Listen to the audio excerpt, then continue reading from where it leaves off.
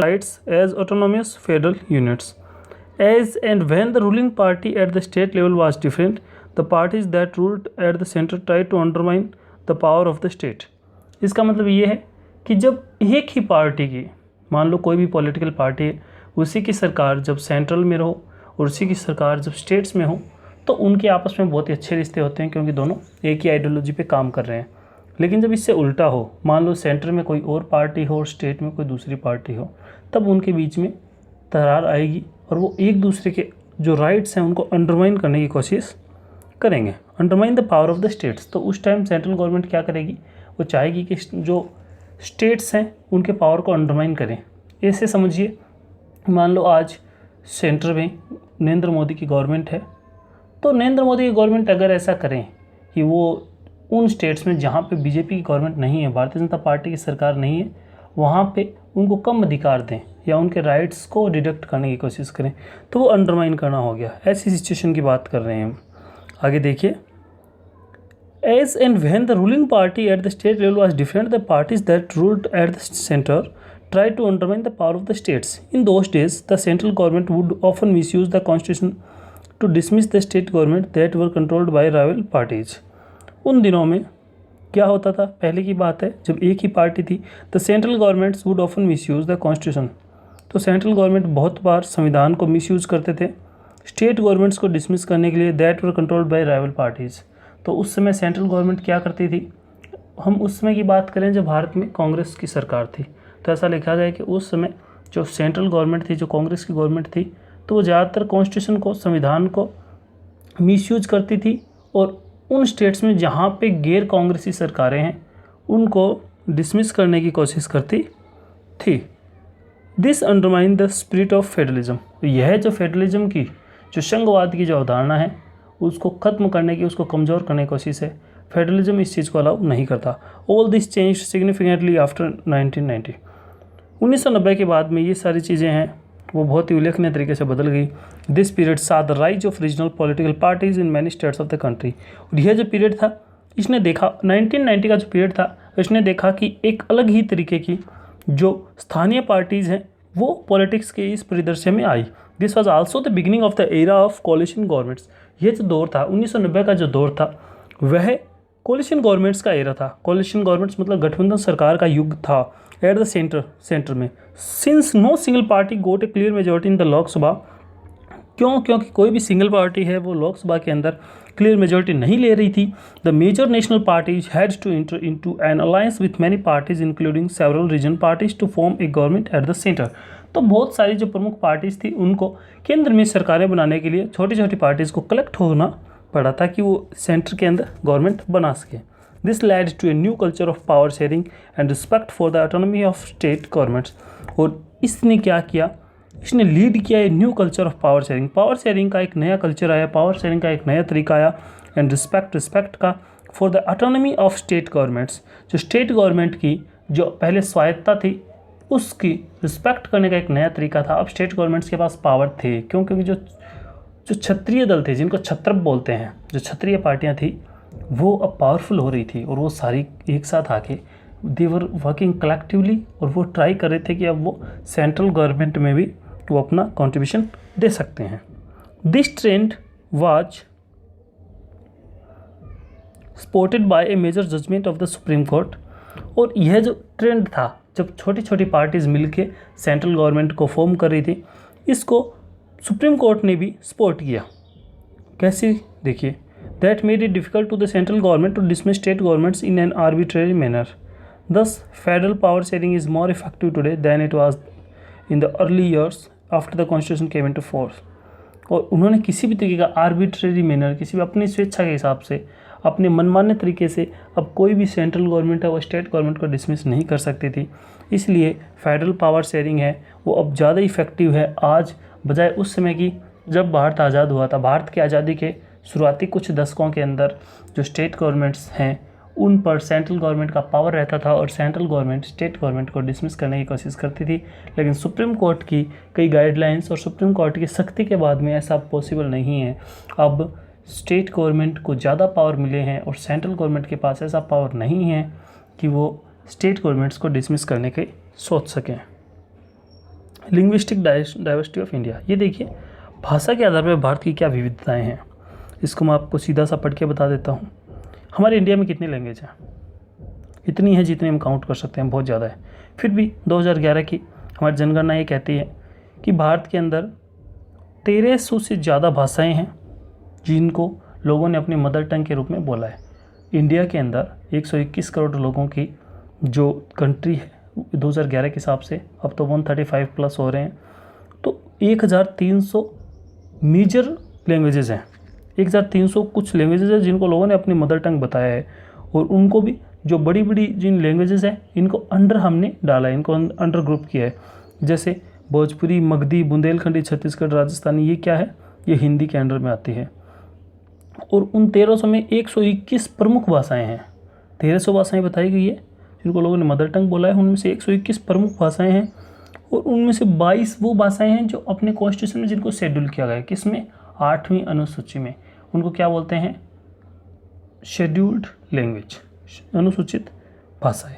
ये कौन कौन सी है देखिए, असमीज 1.26, बंगाली 8.3, बोडो 0.12, डोगरी गुजराती 4.8, कन्नड़ 3, हिंदी 43, कश्मीर 0, कोंकणी 0.19, मैथिली 1, मलयालम 2.8, मणिपुरी 0.15, मराठी 6, नेपाली 0, ओडिया 3, पंजाबी 2, संस्कृत निग्लेबल ना के बराबर, संथाली 0.6, सिंधी 0.23, तमिल 5.70, तेलुगु 6.70, उर्दू 4.19। देखिए अब इसमें हिंदी है वो सबसे ज़्यादा 43% इंडियंस के द्वारा हिंदी बोली जाती है, लेकिन फिर भी यह इंडिया की जो अपनी ऑफिशियल लैंग्वेज है, ये इंडिया की नेशनल लैंग्वेज नहीं है। चलिए, ये हमने बात की थी इंडिया के कुछ लैंग्वेजेस के बारे में। एक बहुत ही अच्छा टॉपिक है जिसको हम ब्रीफली पढ़ सकते हैं, अच्छा लगेगा, कुछ हमें नया पढ़ने को मिलेगा। आगे देखिए, डिसेंट्रलाइजेशन इन इंडिया। डिसेंट्रलाइजेशन क्या होता है? डिसेंट्रलाइजेशन वह सिचुएशन है जब भारत के अंदर हम एक सत्ता को कई जगह डिवाइड करें। सेंटर मतलब एक सेंटर है, सेंट्रलाइजेशन मतलब किसी का एक केंद्र बनाना, और डिसेंट्रलाइजेशन का मतलब उस केंद्र को विकेंद्रीकृत करना, एक से ज़्यादा सेंटर बनाना। We noted about that federal governments have 2 or more tears of governments. हमने देखा कि फेडरल गवर्नमेंट्स के अंदर 2 या 2 से ज़्यादा टीयर्स होते हैं गवर्नमेंट के। We have so far discussed the 2 tiers of governments in our country. हमने हमारे देश में 2 से ज़्यादा टीयर्स की गवर्नमेंट देखी है, but a vast country like India can not be run only through these 2 tears. लेकिन हमने देखा है बहुत सारी कंट्रीज जिनमें 2 टीयर्स होता है, लेकिन भारत जैसा बड़ा देश है वो 2 टीयर्स गवर्नमेंट से काम नहीं कर सकता। States in India are as large as independent countries of Europe. Bharat के जो राज्य हैं वो यूरोप के आज़ाद देशों से भी बड़े हैं, उनके जितने बड़े हैं। इन टर्म्स ऑफ पॉपुलेशन की बात करें, उत्तर प्रदेश है वो रशिया से बड़ा है, महाराष्ट्र है वो as big as Germany, Maharashtra Germany जितना बड़ा है। Many of these states are internally very diverse. और बहुत सारे ये जो स्टेट्स हैं वो आंतरिक रूप से बहुत ही ज़्यादा डाइवर्स हैं। There is thus a need for power sharing, इसलिए पावर शेयरिंग की ज़रूरत है। Federal power sharing in India needs another tier of government. इसलिए संघवादी पावर शेयरिंग के लिए जब हम पावर को शेयर न करें तो अंतिम लोगों तक वो पावर पहुंचेगा नहीं, सभी लोगों की देखरेख नहीं की जा सकती। और पावर शेयरिंग करेंगे तो फेडरलिज्म की हमें ज़रूरत पड़ेगी। तो इसमें बिलो दैट देखिए, federal power sharing in India needs another tier of government below that of the state government. This is the rationale for decentralisation of power. इसलिए अगर हम पावर शेयरिंग करेंगे तो अब एक जगह सत्ता नहीं रहेगी, या पावर है वो एक जगह नहीं रहेगा, उसका डिसेंट्रलाइजेशन होगा, वो कई जगह होगा। Thus resulted a third tier of government called local government. इसलिए तीसरी सरकार बनी जिसको हम क्या बोलते हैं, local government. When power is taken away from central and state governments and given to local government. जो पावर है वो सेंट्रल और स्टेट गवर्नमेंट से लेके लोकल गवर्नमेंट को दिया जाता है, इट इज़ कॉल्ड डिसेंट्रलाइजेशन। ये डिसेंट्रलाइजेशन की डेफिनेशन है, जो पावर को सेंट्रल से स्टेट से लेके लोकल गवर्नमेंट को दिया जाता है, यह डिसेंट्रलाइजेशन है। The basic idea behind decentralisation is that there are a large number of problems and issues which are best settled at the local level. इसका मेन आइडिया ये है कि बहुत सारी वो चीज़ें हैं, बहुत सारी ऐसी समस्याएं हैं जिनको हम लोकल लेवल पे सुलझा सकते हैं। उनके लिए अब मान लो अपने घर के आसपास की कोई चीज़ें हैं घर के आगे की साफ़ सफाई की है, स्ट्रीट लाइट की है, पानी की है, बिजली की है। अगर ये सारी प्रॉब्लम हम लेके हम न्यू दिल्ली थोड़ी ना जाएंगे। इसके लिए हमें चाहिए ना कि हमारे आसपास कोई हो, हमारा रिप्रेजेंटेटिव, जो हमारे इन प्रॉब्लम को सॉल्व करें। तो इसीलिए इसी स्पिरिट के साथ लोकल गवर्नमेंट को शुरू किया गया। The basic idea behind decentralisation is that there are large number of problems and issues which are best settled at the local level. People have better knowledge of problems in their localities. लोगों के पास अपने localities के अंदर ही इन problems का ज़्यादा solution है। They also have better ideas. उनके पास ज़्यादा अच्छे आइडियाज़ हैं on where to spend money and how to manage things more efficiently. उनके पास आइडियाज़ है कि किस तरीके से वो अपना पैसा खर्च कर सकते हैं और चीज़ों को बहुत अच्छे तरीके से किस तरीके से ज़्यादा मैनेज कर सकते हैं। Besides at the local level it is possible for the people to directly participate in decision making.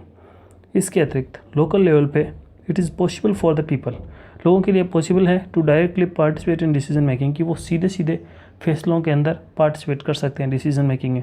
This helps to inculcate a habit of democratic participation. इससे लोकतांत्रिक रूप से पार्टिसिपेट करने की एक आदत बनती है।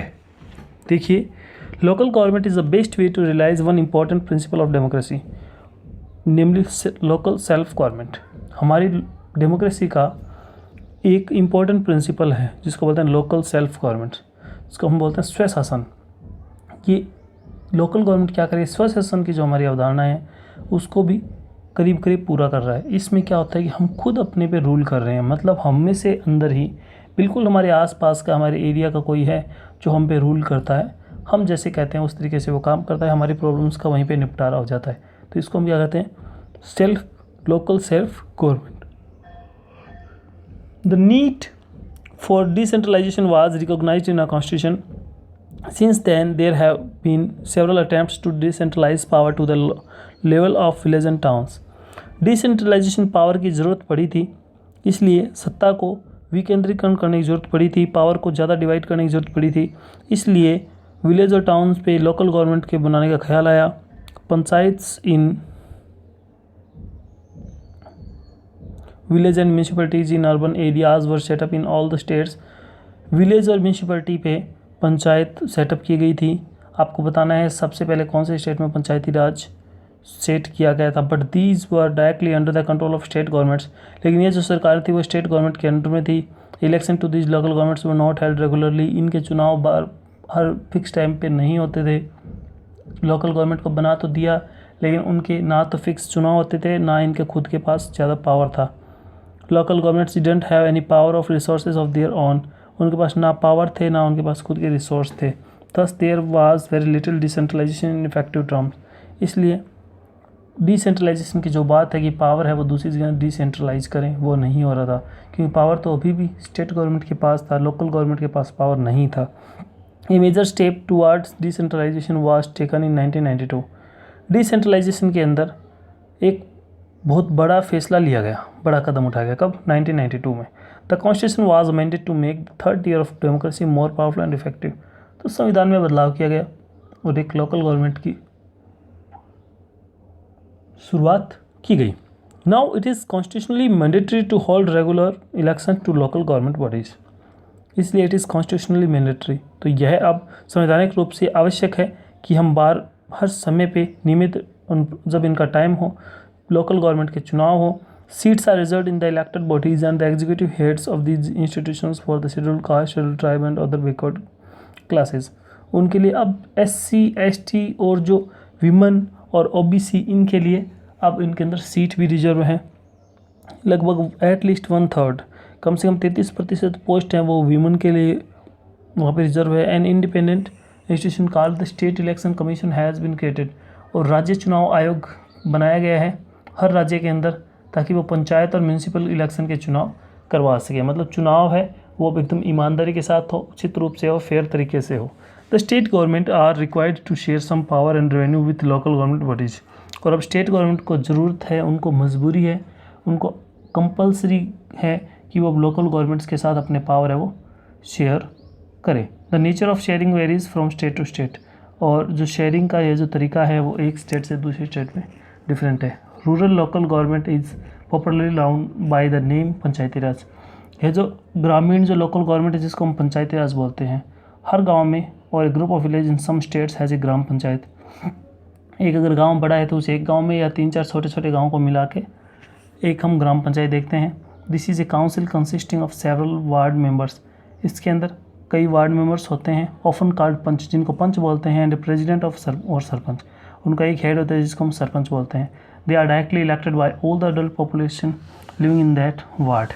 और वो सीधे सीधे चुने जाते हैं कि इनके द्वारा, जो भी अडल्ट पॉपुलेशन है वहाँ की जो वोट डालने वाले लोग हैं उनके द्वारा वो सीधे सीधे चुने जाते हैं। It is the decision making body for the entire village. ये पूरे गांव के लिए फैसले लेते हैं। तो panchayat works under the overall supervision of the gram sabha. Panchayat है वो ग्राम सभा के सुपरविजन पे काम करते हैं। ग्राम सभा में सारे के सारे गांव के जो अडल्ट मेंबर हैं वो उसके मेंबर होते हैं। All the voters in the village are its members. उनको 2 या 3 बार पूरे साल में ग्राम सभा की मीटिंग होनी ज़रूरी होती है। और जो एनुअल बजट है कि गांव का इतना बजट है, इतने पैसे हैं, कहाँ कहाँ पे खर्च करना है, इसकी पूरी डिटेल है वो ग्राम पंचायत में, ग्राम सभा में दी जाती है। To review the performance of the gram panchayat, gram panchayat के परफॉर्मेंस को भी देखा जाता है। The local government structure goes right up to district level. और यह जो लोकल गवर्नमेंट का सबसे नीचे का जो स्तर है वह डिस्ट्रिक्ट लेवल तक जाता है। A few gram panchayat are grouped together to form A few gram panchayat are grouped together to form what is usually called a panchayat. और ए फ्यू कई तरह की ग्राम पंचायत हैं, कुछ एक ग्राम पंचायत है are group together to form what is usually called a panchayat samiti और block और मंडल। और कुछ ग्राम पंचायत उनको ग्रुप किया जाता है ताकि वो एक पंचायत समिति या ब्लॉक और मंडल बनाए। The member of this representative body are elected by all the panchayat members in that area. The member of this representative body, और इस रिप्रेजेंटेटिव बॉडी के जो मेंबर हैं उनको चुना जाता है, जो भी पंचायत के मेंबर होते हैं उस एरिया के, उनके द्वारा। ऑल द पंचायत समिति और mandals in a district together constitute the zila parishad. फिर जो पंचायत समिति हैं वो मिलकर क्या करते हैं, जिला परिषद को मनाते हैं। Most members of the zila परिषद आर इलेक्टेड। जिला परिषद के ज़्यादातर मेंबर्स हैं उनको चुना जाता है। Members of the Lok Sabha and MLA of that district and some other official of other district level bodies are also its member. Lok Sabha के मेंबर्स होते हैं जिनको हम एमपी बोलते हैं, एमएलएज होते हैं, और अन्य और जो ऑफिशियल्स होते हैं डिस्ट्रिक्ट लेवल के वो इसके मेंबर होते हैं। जिला परिषद chairperson is the political head of the zila परिषद। जिला परिषद चेयरपर्सन होता है वह, जिसको हम सभापति बोलते हैं, वह क्या होता है, वह जिला परिषद का हेड होता है। Similarly local government bodies exist for urban areas as well. इसी तरीके से जैसे गाँव की हमने बात की, ऐसी शहरों के अंदर लोकल बॉडीज होती हैं, उनका हेड होता है। म्यूनसिपैलिटीज़ होती है जो शहरों में, छोटे कस्बों में होती है। Big cities are constituted into municipal corporation. छोटे शहरों या कस्बों में म्यूनसिपैलिटीज़ होती है, बड़े शहरों में म्यूनसिपल कॉर्पोरेशन होते हैं। Both municipalities and municipal corporation are controlled by elected bodies consisting of people's representative. और इनको सीधी सी बात है, वैसे ही जैसे गाँव में हमने देखा कि वोटर्स उनको चुनते हैं। Municipal chairperson is the political head of the municipality. Municipal chairperson होता है और म्यूनसिपैलिटी का हेड होता है। In municipal corporation such an officer is called the mayor. और इस म्यूनसिपल कॉर्पोरेशन में ऐसा जो ऑफिसर होता है उसको मेयर बोलते हैं। This new system of local government is the largest experiment in democracy. Local government का यह जो सिस्टम है वह डेमोक्रेसी का सबसे बड़ा प्रयोग है एनीवेयर इन द वर्ल्ड। जो इतना बड़ा प्रयोग कहीं भी नहीं हुआ। There are now about 36 lakh elected representative in the panchayat and municipalities. आज भारत में 36 लाख चुने हुए लोग हैं पूरे भारत के अंदर। This number is bigger than the population of many countries in the world. और यह बहुत सारे देशों के जनसंख्या से बड़ा यह संख्या है। Constitutional status for local government has helped to deepen democracy in our country. और जो संवैधानिक स्तर है लोकल गवर्नमेंट का, उसने हेल्प की है कि वो डेमोक्रेसी को और गहराई तक लेके गए हैं। It has also increased women's representation and voice in our democracy. इससे भारत की लोकतंत्र में महिलाओं की आवाज़ को और ज़्यादा उठाया गया है। At the same time there are many difficulties. इसी के साथ बहुत सारी दिक्कतें भी हैं। While elections are held regularly and enthusiastically, gram sabha are not held regularly. चुनाव होते हैं लेकिन हर रेगुलरली ग्राम सभाओं को नहीं चुना ग्राम सभाओं को मीटिंग नहीं होती है। Most states government have not transferred significant powers to the local government. बहुत सारी राज्य सरकारों ने लोकल गवर्नमेंट्स को पावर नहीं दिया है। Nor have they given adequate resources, ना उन्होंने उनको ज़्यादा रिसोर्स नहीं दिए हैं। We are thus still a long way from realising the ideal of self government.